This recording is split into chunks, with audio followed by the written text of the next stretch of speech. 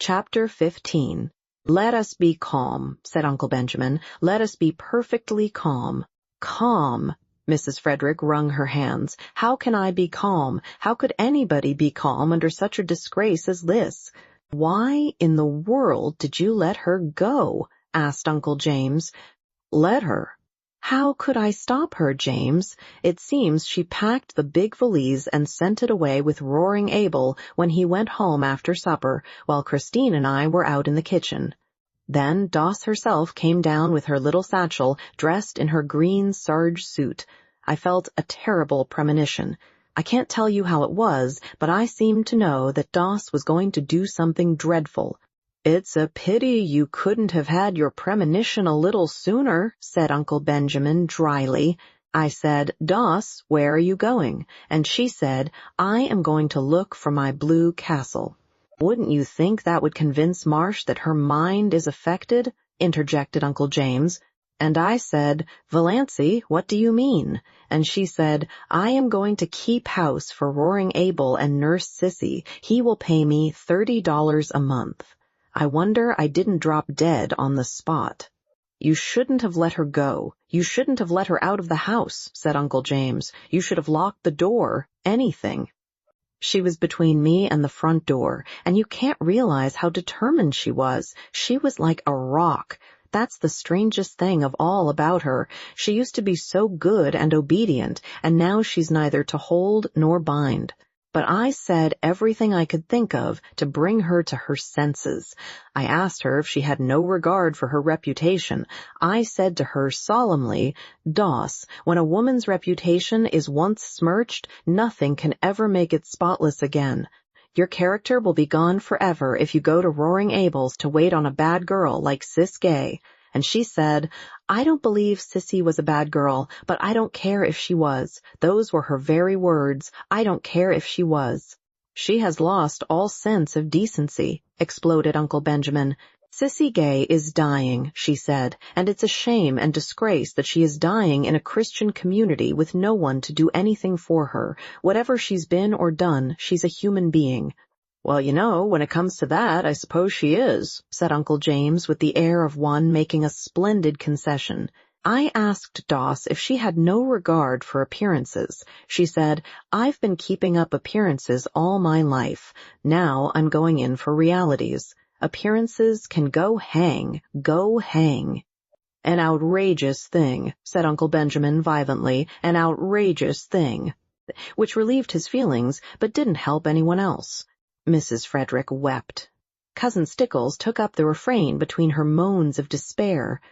We both told her, that Roaring Abel had certainly killed his wife in one of his drunken rages and would kill her. She laughed and said, I'm not afraid of Roaring Abel. He won't kill me, and he's too old for me to be afraid of his gallantries.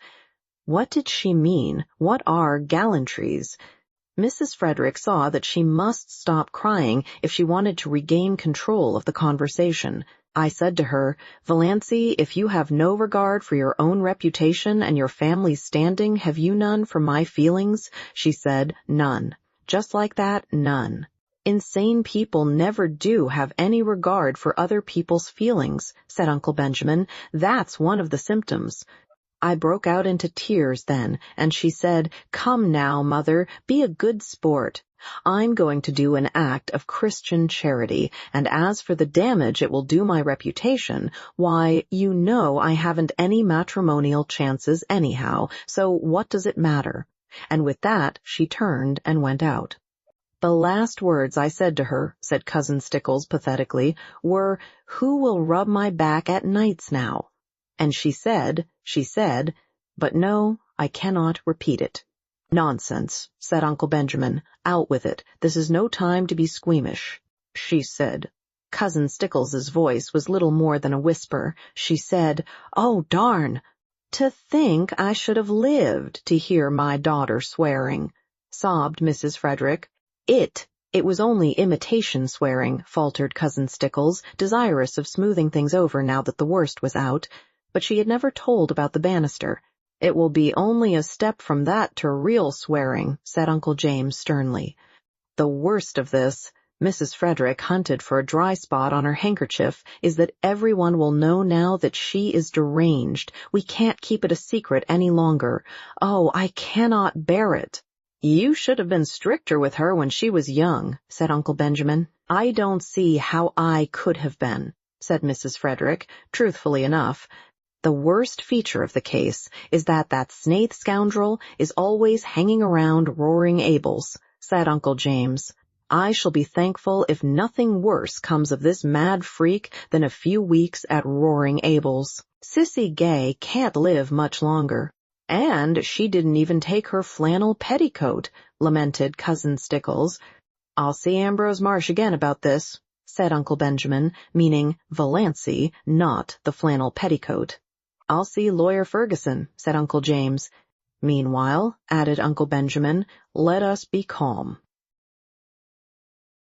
Chapter 16. Valancy had walked out to Roaring Abel's house on the Mistowey's road under a sky of purple and amber, with a queer exhilaration and expectancy in her heart. Back there, behind her, her mother and Cousin Stickles were crying. Over themselves, not over her.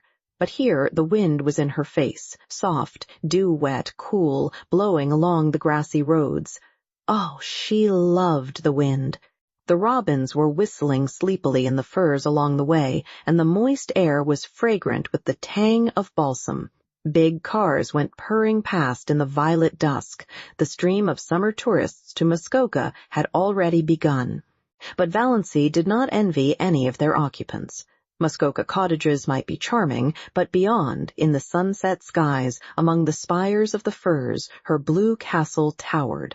She brushed the old years and habits and inhibitions away from her like dead leaves. She would not be littered with them. Roaring Abel's rambling, tumble-down old house was situated about 3 miles from the village, on the very edge of "up back," as the sparsely settled, hilly, wooded country around Mistowus was called vernacularly. It did not, it must be confessed, look much like a blue castle. It had once been a snug place enough in the days when Abel Gay had been young and prosperous, and the punning, arched sign over the gate, "A. Gay, Carpenter," had been fine and freshly painted. Now it was a faded, dreary old place, with a leprous, patched roof and shutters hanging askew. Abel never seemed to do any carpenter jobs about his own house. It had a listless air, as if tired of life. There was a dwindling grove of ragged, crone-like old spruces behind it. The garden, which Sissy used to keep neat and pretty, had run wild. On 2 sides of the house were fields full of nothing but mulleins. Behind the house was a long stretch of useless barrens, full of scrub pines and spruces, with here and there a blossoming bit of wild cherry running back to a belt of timber on the shores of Lake Mistowus, 2 miles away.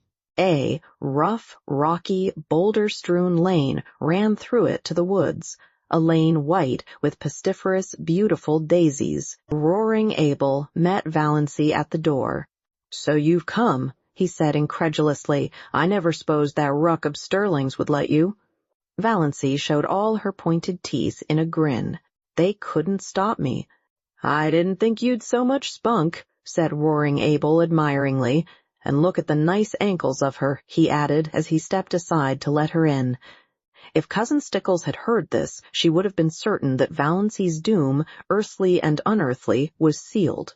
But Abel's superannuated gallantry did not worry Valancy. Besides, this was the first compliment she had ever received in her life, and she found herself liking it. She sometimes suspected she had nice ankles, but nobody had ever mentioned it before. In the Sterling clan, ankles were among the unmentionables. Roaring Abel took her into the kitchen, where Sissy Gay was lying on the sofa, breathing quickly, with little scarlet spots on her hollow cheeks. Valancy had not seen Cecilia Gay for years. Then she had been such a pretty creature, a slight, blossom-like girl, with soft, golden hair, clear-cut, almost waxen features, and large, beautiful blue eyes. She was shocked at the change in her. Could this be sweet Sissy? This pitiful little thing that looked like a tired, broken flower, she had wept all the beauty out of her eyes. They looked too big, enormous, in her wasted face. The last time Valancy had seen Cecilia Gay, those faded, piteous eyes had been limpid, shadowy blue pools aglow with mirth. The contrast was so terrible that Valancy's own eyes filled with tears. She knelt down by Sissy and put her arms about her. "Sissy, dear, I've come to look after you. I'll stay with you till, as long as you want me." "Oh!" Sissy put her thin arms about Valancy's neck. "Oh, will you? It's been so lonely. I can wait on myself, but it's been so lonely. It would just be like heaven to have someone here, like you. You were always so sweet to me, long ago." Valancy held Sissy close. She was suddenly happy. Here was someone who needed her, someone she could help. She was no longer a superfluity. Old things had passed away. Everything had become new. "Most things are predestinated, but some are just darn sheer luck," said Roaring Abel, complacently smoking his pipe in the corner. Chapter 17. When Valancy had lived for a week at Roaring Abel's, she felt as if years had separated her from her old life and all the people she had known in it. They were beginning to seem remote, dreamlike, far away, and as the days went on, they seemed still more so, until they ceased to matter altogether. She was happy. Nobody ever bothered her with conundrums or insisted on giving her purple pills. Nobody called her Doss or worried her about catching cold.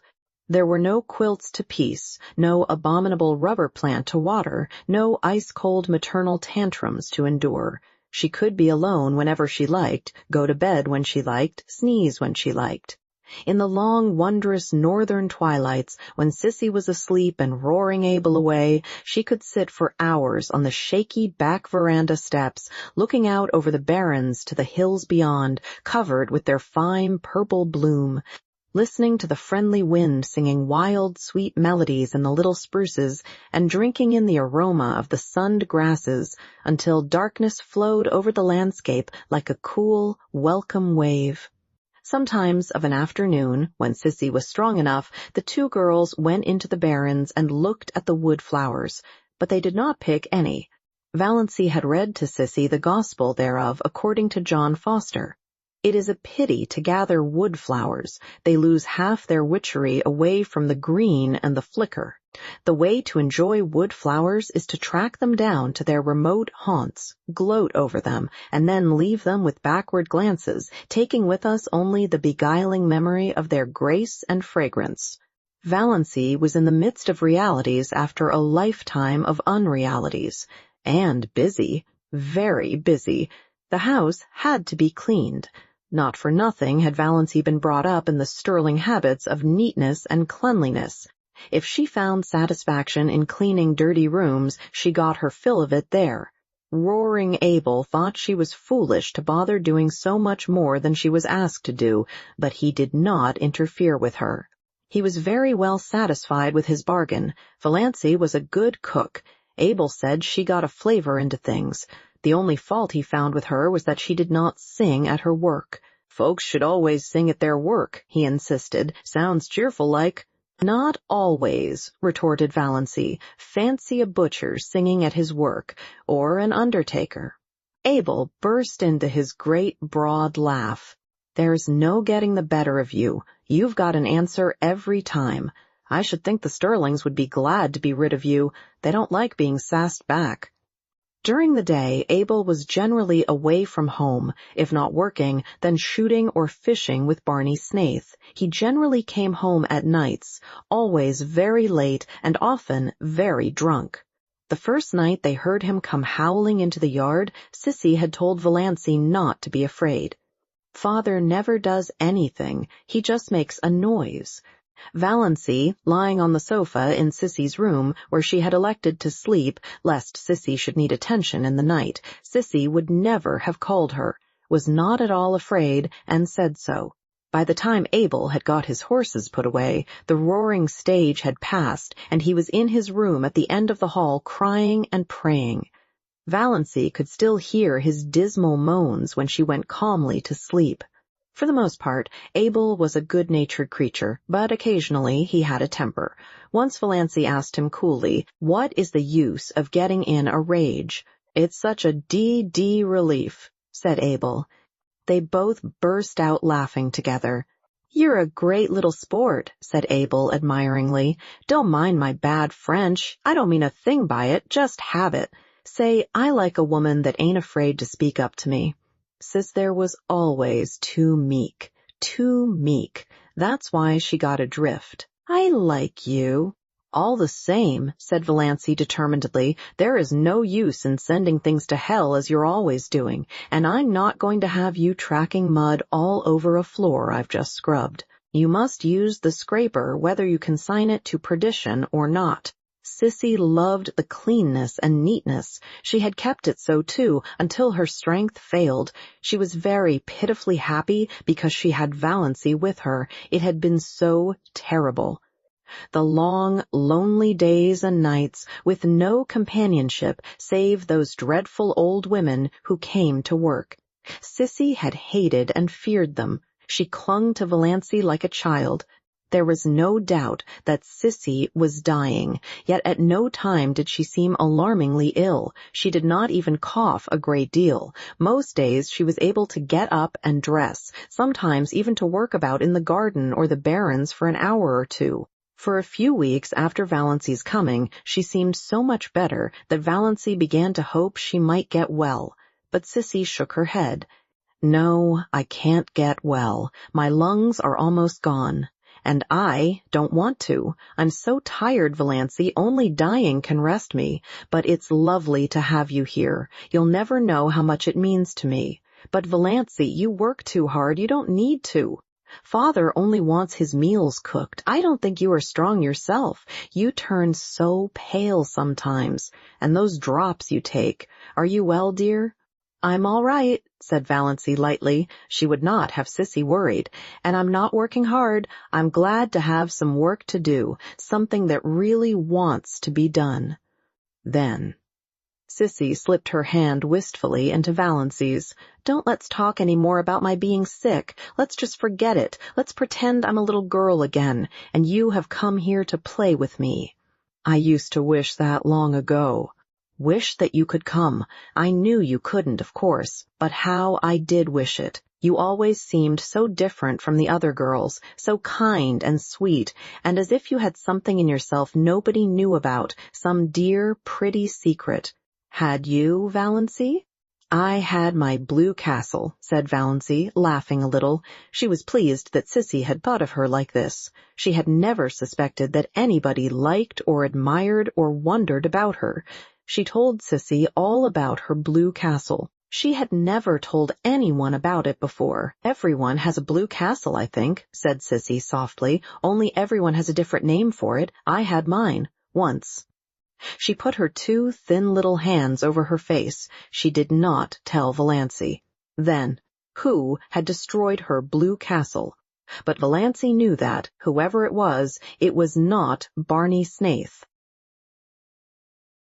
Chapter 18. Valancy was acquainted with Barney by now. Well acquainted, it seemed, though she had spoken to him only a few times. But then she had felt just as well acquainted with him the first time they had met. She had been in the garden at twilight, hunting for a few stalks of white narcissus for Sissy's room, when she heard that terrible old gray Slosson coming down through the woods from Miss Dowie's. One could hear it miles away. Valancy did not look up as it drew near, thumping over the rocks in that crazy lane. She had never looked up, though Barney had gone racketing past every evening since she had been at Roaring Abel's. This time he did not racket past. The old gray Slosson stopped with even more terrible noises than it made going. Valancy was conscious that Barney had sprung from it and was leaning over the ramshackle gate. She suddenly straightened up and looked into his face. Their eyes met. Valancy was suddenly conscious of a delicious weakness. Was one of her heart attacks coming on? But this was a new symptom. His eyes, which she had always thought brown, now seen close, were deep violet, translucent and intense. Neither of his eyebrows looked like the other. He was thin, too thin. She wished she could feed him up a bit. She wished she could sew the buttons on his coat and make him cut his hair and shave every day. There was something in his face, one hardly knew what it was. Tiredness, sadness, disillusionment. He had dimples in his thin cheeks when he smiled.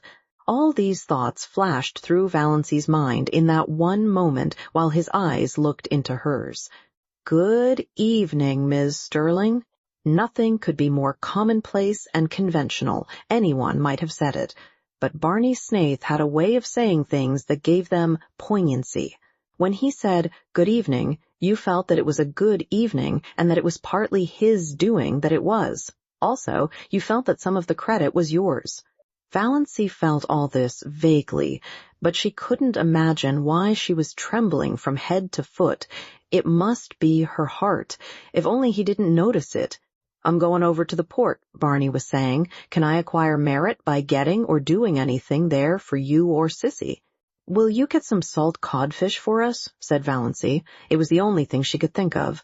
Roaring Abel had expressed a desire that day for a dinner of boiled salt codfish.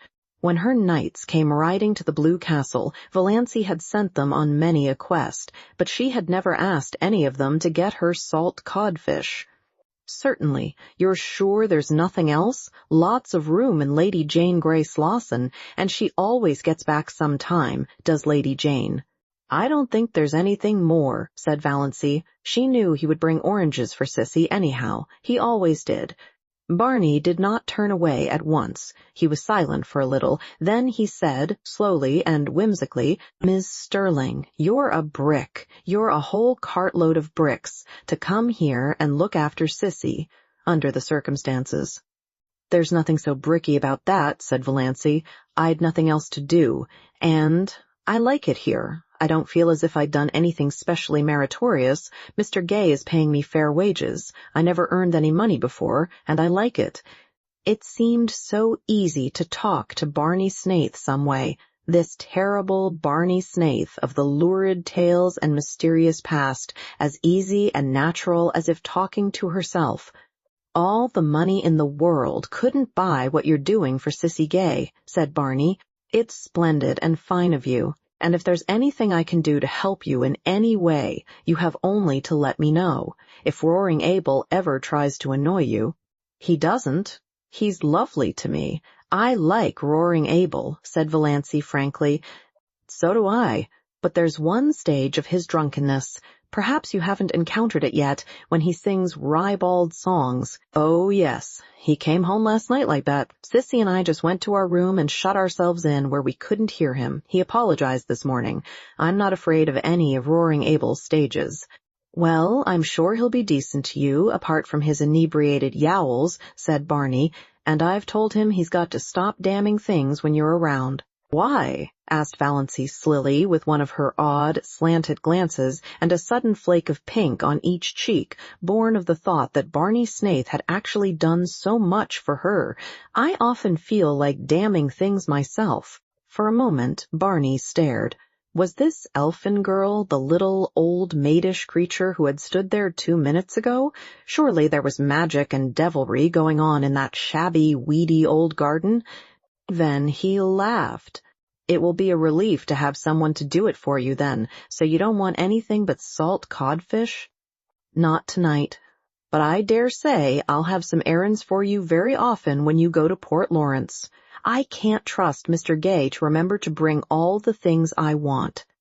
Barney had gone away then in his Lady Jane, and Valancy stood in the garden for a long time.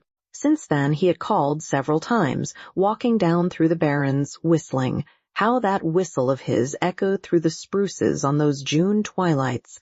Valancy caught herself listening for it every evening, rebuked herself, then let herself go. Why shouldn't she listen for it? He always brought Sissy fruit and flowers. Once he brought Valancy a box of candy, the first box of candy she had ever been given. It seemed sacrilege to eat it. She found herself thinking of him in season and out of season. She wanted to know if he ever thought about her when she wasn't before his eyes, and, if so, what. She wanted to see that mysterious house of his back on the Miss Towie's island. Sissy had never seen it. Sissy, though she talked freely of Barney and had known him for 5 years, really knew little more of him than Valancy herself. "But he isn't bad," said Sissy. "Nobody need ever tell me he is. He can't have done a thing to be ashamed of." "Then why does he live as he does?" asked Valancy. "To hear somebody defend him." "I don't know. He's a mystery, and of course there's something behind it, but I know it isn't disgrace. Barney Snaith simply couldn't do anything disgraceful, Valancy." Valancy was not so sure. Barney must have done something, sometime. He was a man of education and intelligence. She had soon discovered that in listening to his conversations and wrangles with Roaring Abel, who was surprisingly well-read and could discuss any subject under the sun when sober, such a man wouldn't bury himself for 5 years in Muskoka and live and look like a tramp if there were not too good, or bad, a reason for it. But it didn't matter. All that mattered was that she was sure now that he had never been Sissy Gay's lover. There was nothing like that between them, though he was very fond of Sissy and she of him, as anyone could see. But it was a fondness that didn't worry Valancy. "You don't know what Barney has been to me these past 2 years," Sissy had said simply. "Everything would have been unbearable without him." "Sissy Gay is the sweetest girl I ever knew, and there's a man somewhere I'd like to shoot if I could find him," Barney had said savagely. Barney was an interesting talker, with a knack of telling a great deal about his adventures and nothing at all about himself. There was one glorious rainy day when Barney and Abel swapped yarns all the afternoon while Valancy mended tablecloths and listened. Barney told weird tales of his adventures with shacks on trains while hoboing it across the continent. Valancy thought she ought to think his stealing rides quite dreadful, but didn't. The story of his working his way to England on a cattle ship sounded more legitimate, and his yarns of the Yukon enthralled her, especially the one of the night he was lost on the divide between Gold Run and Sulphur Valley. He had spent 2 years out there. Where in all this was there room for the penitentiary and the other things, if he were telling the truth? But Valancy knew he was. "Found no gold," he said. "Came away poorer than when I went. But such a place to live!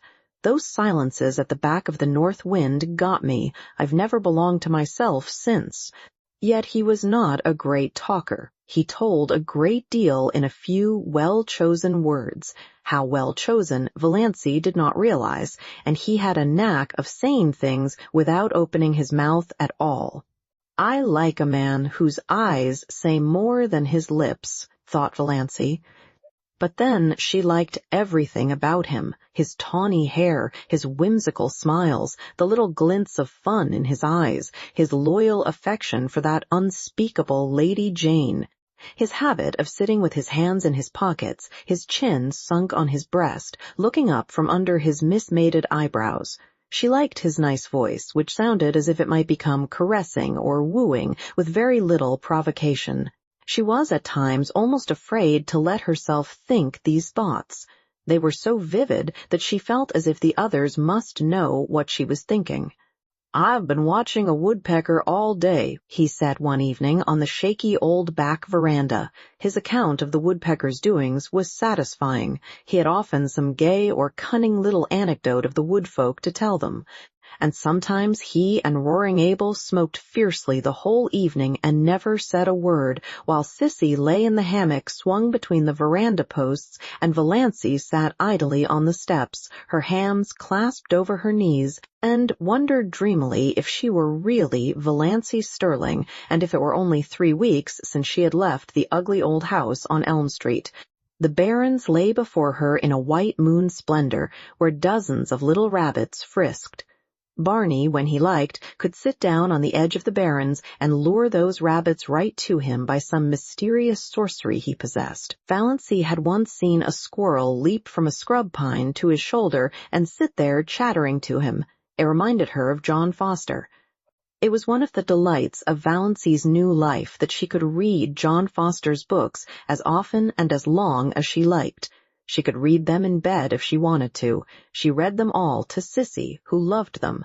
She also tried to read them to Abel and Barney, who did not love them. Abel was bored, and Barney politely refused to listen at all. "Piffle," said Barney. Chapter 19. Of course, the Sterlings had not left the poor maniac alone all this time, or refrained from heroic efforts to rescue her perishing soul and reputation. Uncle James, whose lawyer had helped him as little as his doctor, came one day and, finding Valency alone in the kitchen, as he supposed, gave her a terrible talking to, told her she was breaking her mother's heart and disgracing her family. "But why?" said Valency, not ceasing to scour her porridge pot decently. "I'm doing honest work for honest pay. What is there in that is disgraceful?" "Don't quibble, Valency," said Uncle James solemnly. "This is no fit place for you to be, and you know it. Why, I'm told that jailbird, Snaith, is hanging around here every evening." "Not every evening," said Valency reflectively. "No, not quite every evening." It's insufferable," said Uncle James violently. "Valency, you must come home. We won't judge you harshly. I assure you we won't. We will overlook all this." "Thank you," said Valency. "Have you no sense of shame?" demanded Uncle James. "Oh, yes, but the things I am ashamed of are not the things you are ashamed of." Valency proceeded to rinse her dishcloth meticulously. Still was Uncle James patient. He gripped the sides of his chair and ground his teeth. "We know your mind isn't just right. We'll make allowances, but you must come home. You shall not stay here with that drunken, blasphemous old scoundrel." "Were you by any chance referring to me, Mr. Sterling?" demanded Roaring Abel, suddenly appearing in the doorway of the back veranda where he had been smoking a peaceful pipe and listening to old Jim Sterling's tirade with huge enjoyment. His red beard fairly bristled with indignation, and his huge eyebrows quivered. But cowardice was not among James Sterling's shortcomings. "I was.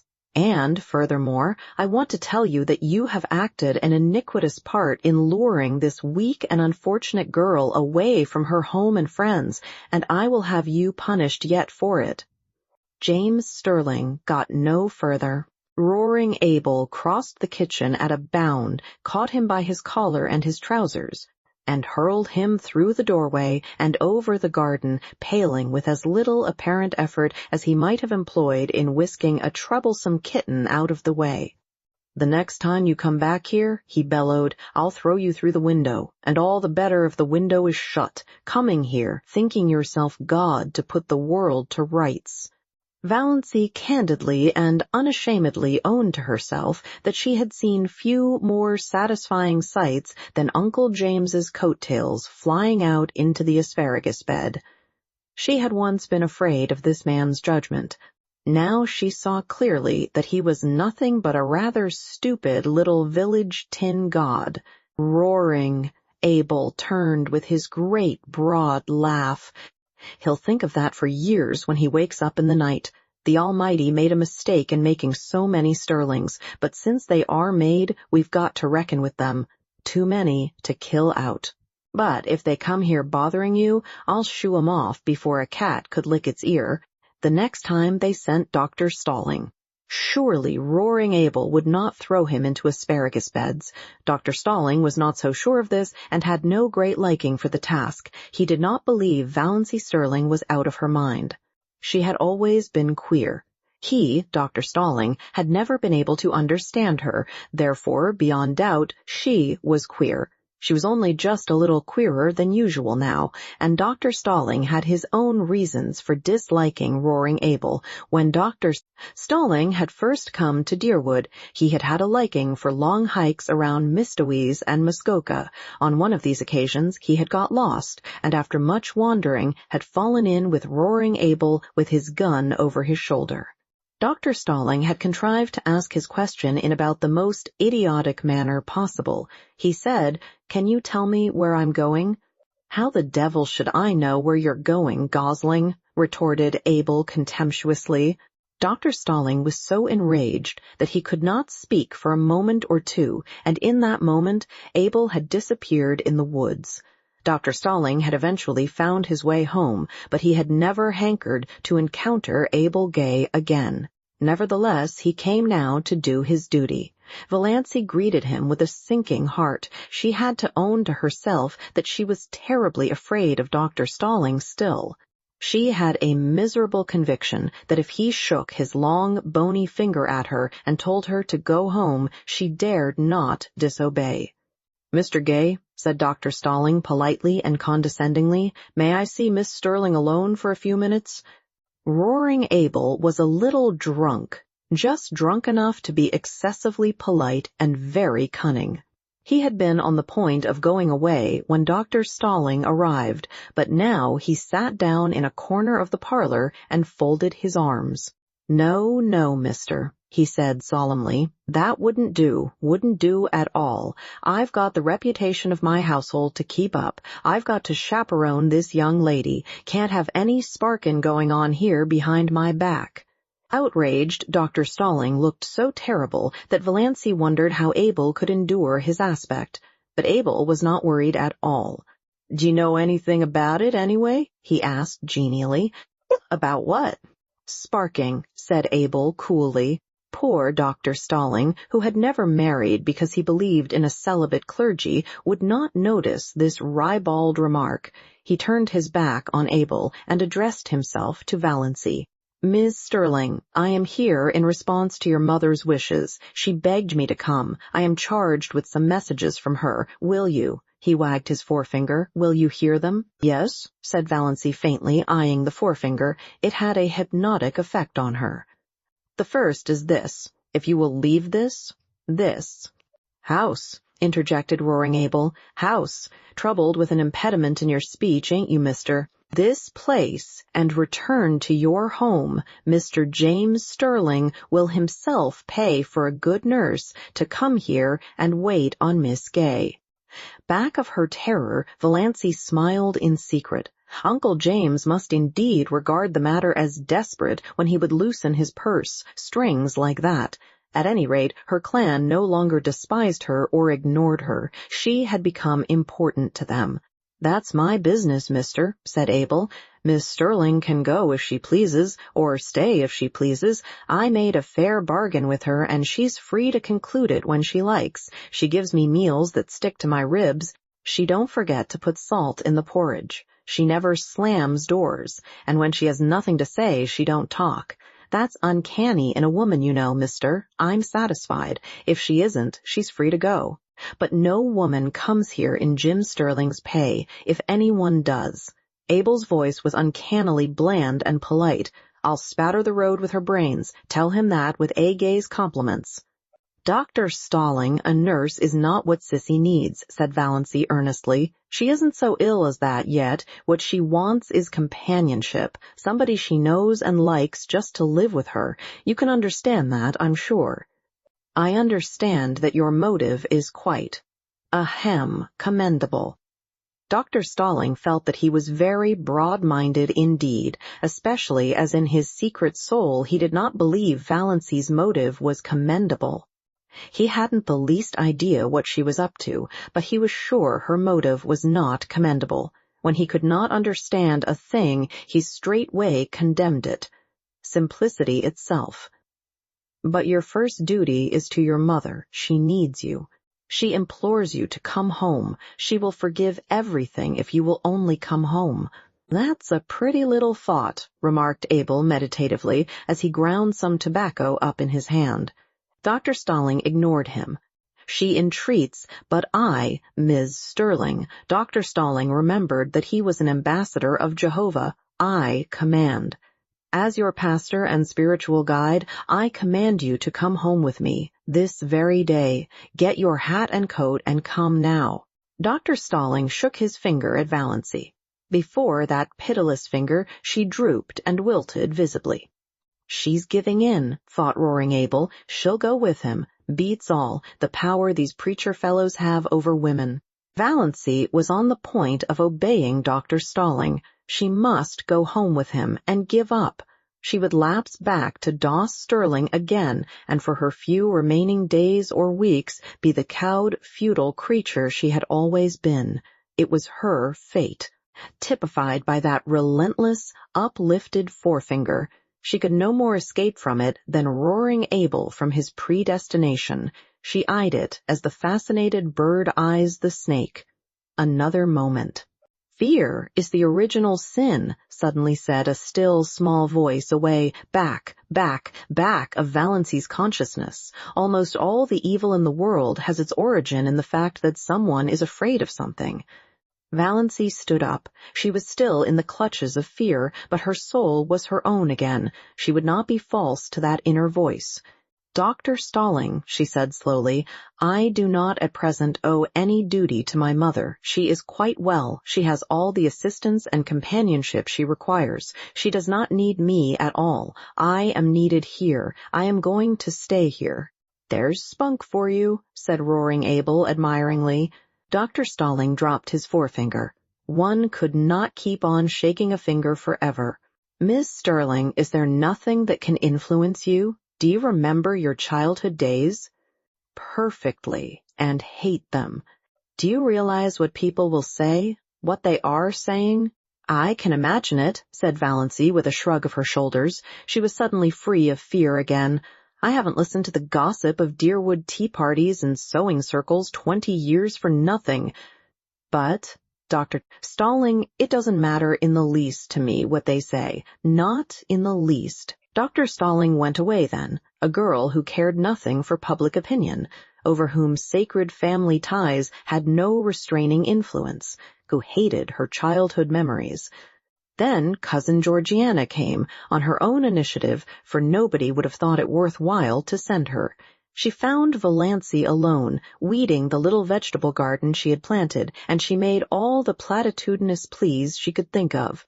Valancy heard her patiently. Cousin Georgiana wasn't such a bad old soul. Then she said, "And now that you have got all that out of your system, Cousin Georgiana, can you tell me how to make creamed codfish so that it will not be as thick as porridge and as salt as the Dead Sea?" "We'll just have to wait," said Uncle Benjamin. "After all, Sissy Gay can't live long. Dr. Marsh tells me she may drop off any day." Mrs. Frederick wept. It would really have been so much easier to bear if Valancy had died. She could have worn mourning then. Chapter 20.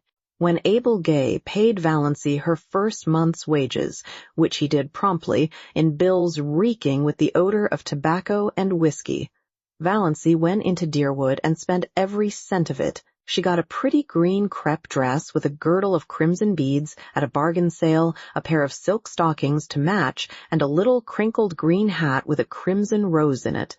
She even bought a foolish little beribboned and belaced nightgown. She passed the house on Elm Street twice. Valancy never even thought about it as home, but saw no one. No doubt her mother was sitting in the room this lovely June evening playing solitaire and cheating. Valancy knew that Mrs. Frederick always cheated. She never lost a game. Most of the people Valancy met looked at her seriously and passed her with a cool nod. Nobody stopped to speak to her. Valancy put on her green dress when she got home. Then she took it off again. She felt so miserably undressed in its low neck and short sleeves, and that low crimson girdle around the hips seemed positively indecent. She hung it up in the closet, feeling flatly that she had wasted her money. She would never have the courage to wear that dress. John Foster's arraignment of fear had no power to stiffen her against this. In this one thing habit and custom were still all-powerful, yet she sighed as she went down to meet Barney Snaith in her old snuff-brown silk. That green thing had been very becoming. She had seen so much in her one ashamed glance. Above it her eyes had looked like odd brown jewels, and the girdle had given her flat figure an entirely different appearance. She wished she could have left it on, but there were some things John Foster did not know.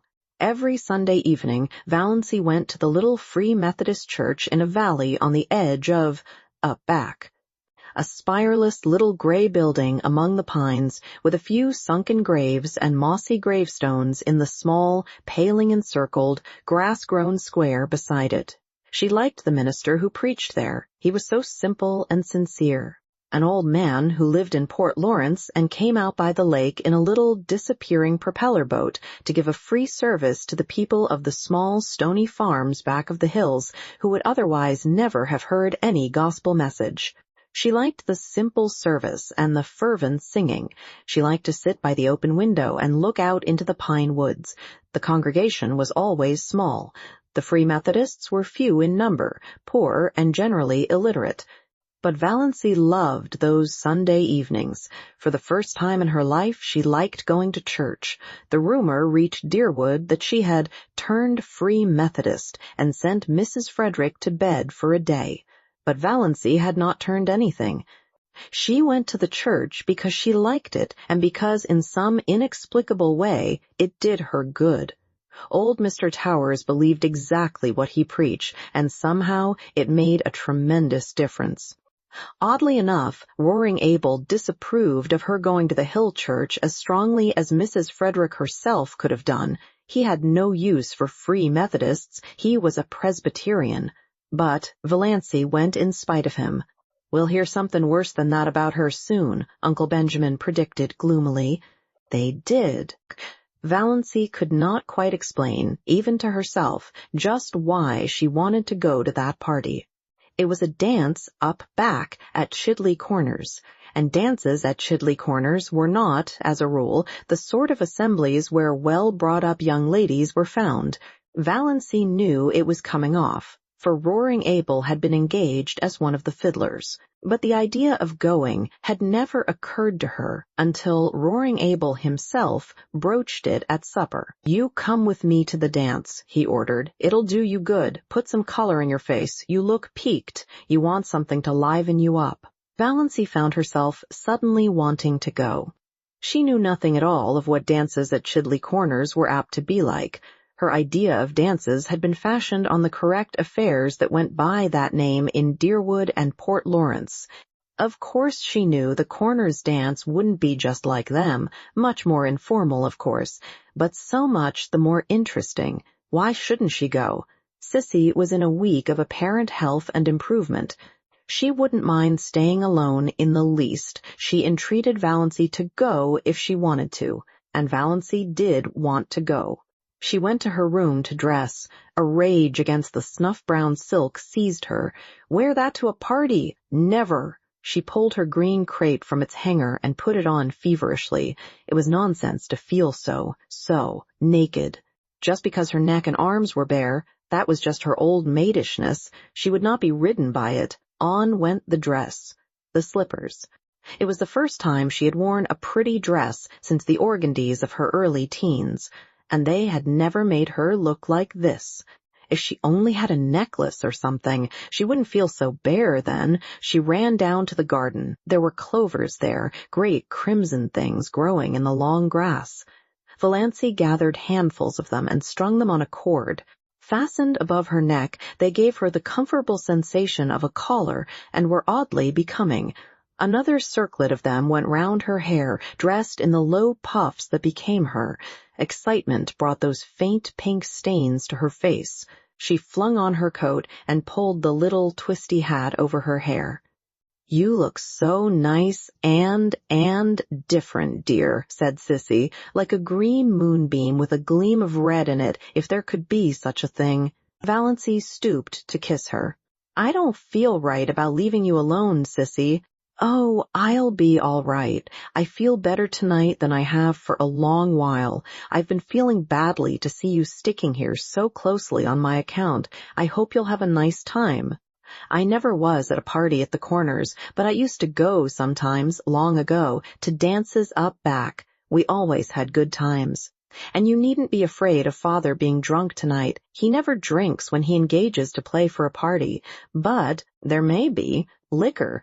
What will you do if it gets rough? Nobody would molest me." "Not seriously, I suppose. Father would see to that, but it might be noisy and unpleasant." I won't mind. I'm only going as a looker-on. I don't expect to dance. I just want to see what a party up back is like. I've never seen anything except decorous deerwood.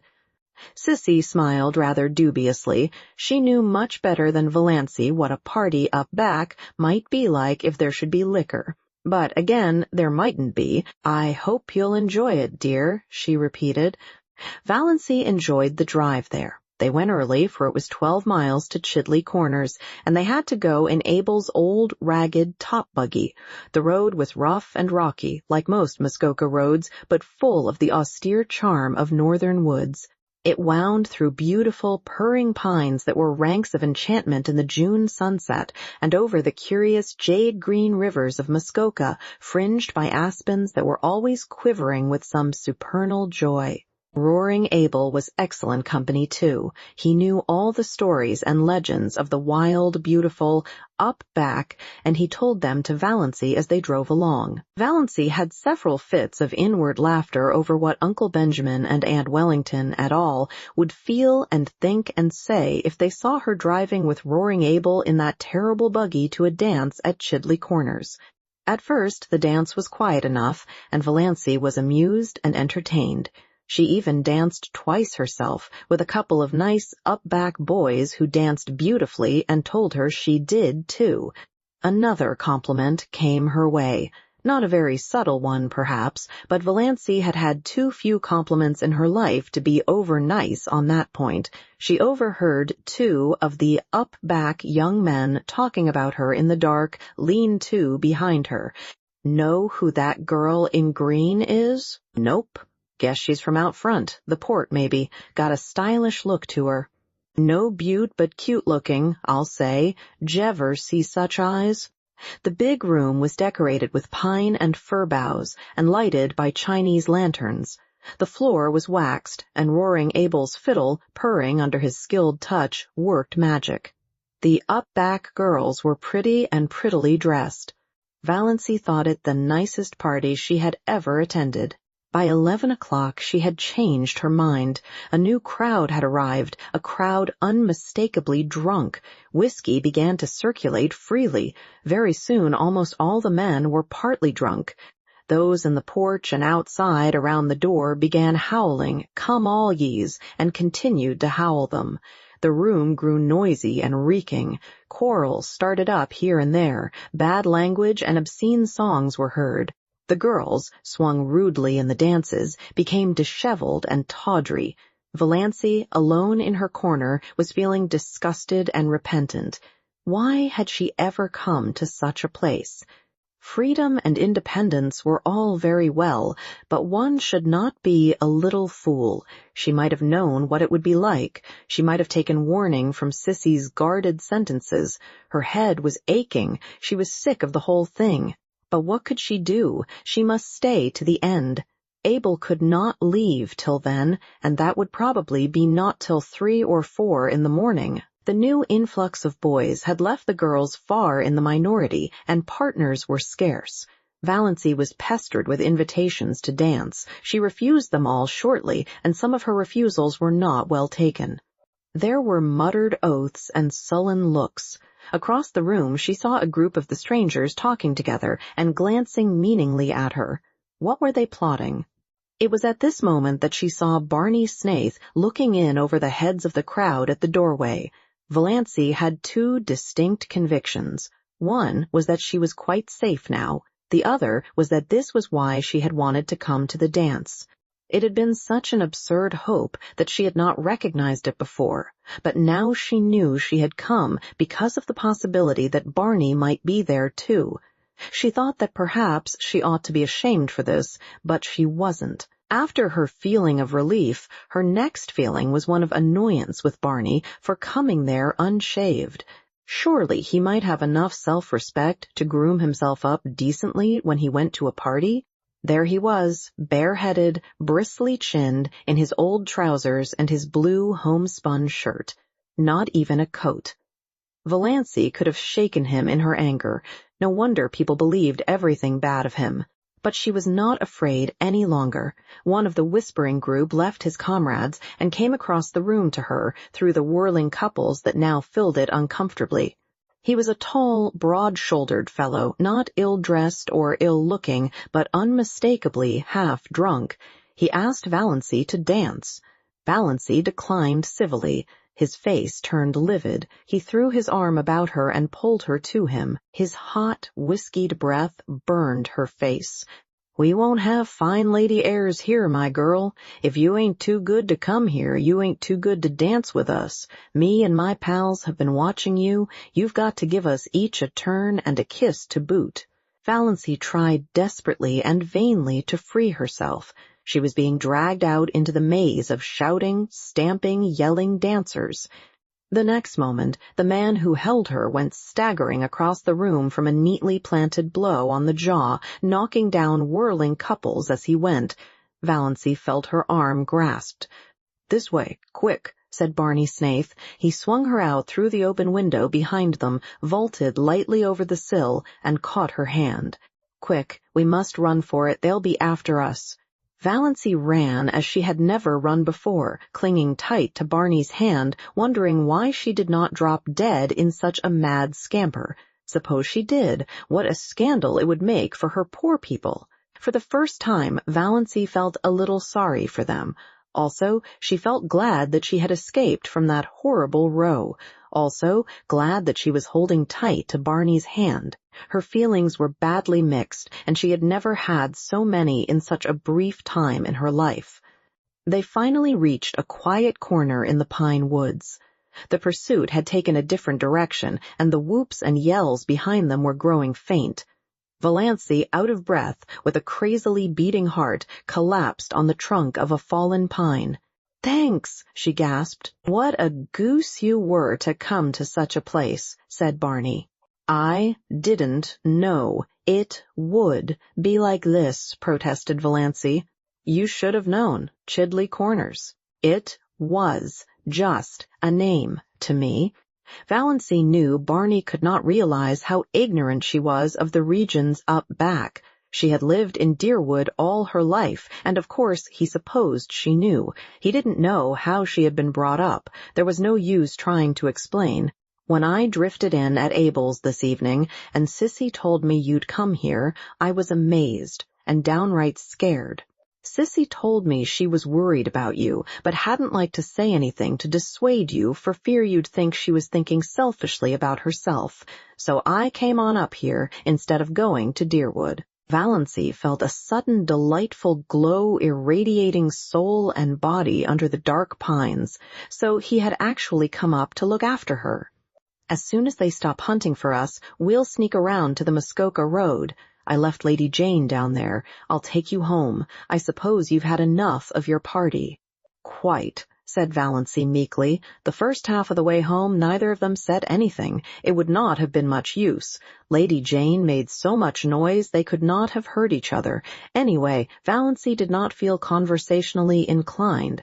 She was ashamed of the whole affair, ashamed of her folly in going, ashamed of being found in such a place by Barney Snaith. By Barney Snaith, reputed jailbreaker, infidel, forger, and defaulter. Valancy's lips twitched in the darkness as she thought of it. But she was ashamed. And yet she was enjoying herself, was full of a strange exultation, bumping over that rough road beside Barney Snaith. The big trees shot by them. The tall mulleins stood up along the road in stiff, orderly ranks like companies of soldiers. The thistles looked like drunken fairies or tipsy elves as their car lights passed over them. This was the first time she had even been in a car. After all, she liked it. She was not in the least afraid, with Barney at the wheel. Her spirits rose rapidly as they tore along. She ceased to feel ashamed. She ceased to feel anything except that she was part of a comet rushing gloriously through the night of space. All at once, just where the pine woods frayed out to the scrub barrens, Lady Jane became quiet. Too quiet. Lady Jane slowed down quietly and stopped. Barney uttered an aghast exclamation. Got out. Investigated. Came apologetically back. I'm a doddering idiot. Out of gas. I knew I was short when I left home, but I meant to fill up in Deerwood. Then I forgot all about it in my hurry to get to the Corners. What can we do? asked Valancy coolly. I don't know. There's no gas nearer than Deerwood, 9 miles away, and I don't dare leave you here alone. There are always tramps on this road, and some of those crazy fools back at the corners may come straggling along presently. There were boys there from the port. As far as I can see, the best thing to do is for us just to sit patiently here until some car comes along and lends us enough gas to get to Roaring Abel's with. Well, what's the matter with that? Said Valancy. We may have to sit here all night, said Barney. I don't mind, said Valancy. Barney gave a short laugh. If you don't, I needn't. I haven't any reputation to lose. Nor I, said Valancy comfortably.